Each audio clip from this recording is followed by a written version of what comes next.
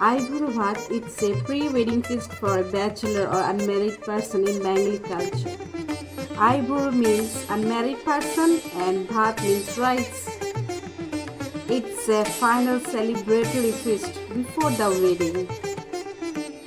It's a way for loved ones to celebrate the bride or groom and wish them well for their upcoming marriage life.